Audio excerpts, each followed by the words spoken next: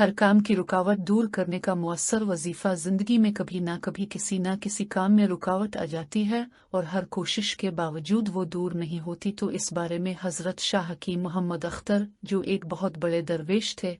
उनका मुजर्रब वजीफा मौजूद है। उन्होंने अपने बयान में फरमाया था, अगर आप चाहते हैं कि आपका कोई काम ना रुके या किसी जालिम के जुल्म से निजात मिल जाए या पहाड़ जैसा कर्ज अदा हो जाए या मुकदमे में कामयाबी मिले, गरज ये कि कोई भी नामुमकिन सूरत हाल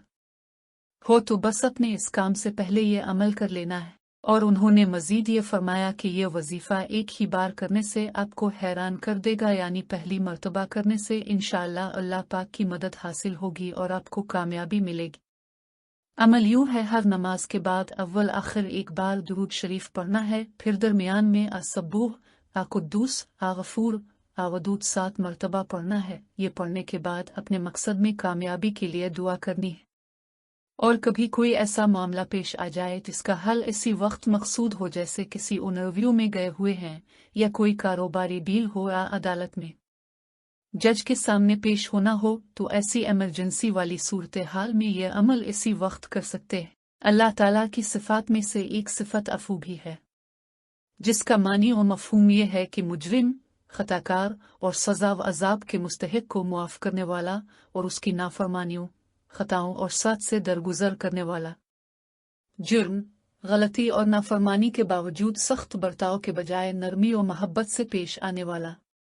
तमाम अंबिया बिलखुसूस खातिम अल अंबिया हज़रत मोहम्मद सल्लल्लाहु अलैहि वसल्लम अल्लाह ताला की सिफत अफू के मुकम्मल नमूना और आईनादार थे। अब सल्लल्लाहु अलैहि वसल्लम की अमली ज़िंदगी इस दावा की सबसे बड़ी, रोशन और वाज़ेह दलील और बुरहान है। चुनांचे सीरत की तमाम कुतुब में मिलता है कि आप सल्लल्लाहु अलैहि वसल्लम को दुखों, मुसीबतों, परेशानियों और मुश्किल हालात से दो चार करने वाले, आप सल्लल्लाहु अलैहि वसल्लम की ज़ात अक़दस को रंजो गम और तकालीफ में मुब्तला करने वाले, आपको हर तरह की अज़ियतें देने वाले, मारने पीटने वाले, गर्दन मुबारक में कपड़े और रस्सियाँ डालकर भयंचने और बेल देने वाले, आप सल्लल्लाहु अलैहि वसल्लम के मुक़द्दस जिस्म को तीर और तफंगा, नेज़ों और पत्थरों से लहूलुहान करने वाले, अब सल्लल्लाहु अलैहि वसल्लम को ज़हनी कोफ्त देने वाले, अब सल्लल्लाहु अलैहि वसल्लम पर साहिर, मजनून और दीवाना जैसे नापाक जुमले कसने वाले, आपको अपने वतन से हिजरत पर मजबूर करने वाले,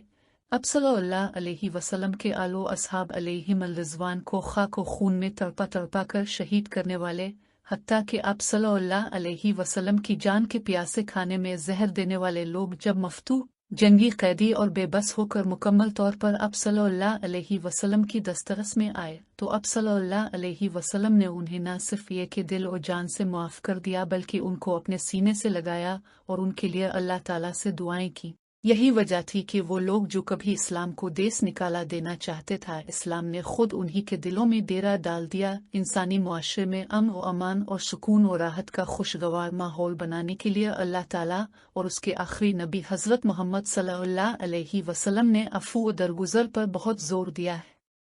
कुरान करीम में मुतअद्दिद मकामात पर अफू और दरगुजर की फजीलत, अजर व सवाब, इसकी मुआशरती अहमियत और ज़रूरत को वाज़ेह लफ्ज़ों में बयान किया गया है। अल्लाह के बरगुज़ीदा नेक बंदों की आला सिफ़ात का जहाँ तज़किरा है, वहाँ पर उनकी अफू और दरगुजर उम्दा सिफ़त सरे फ़हरिस्त है।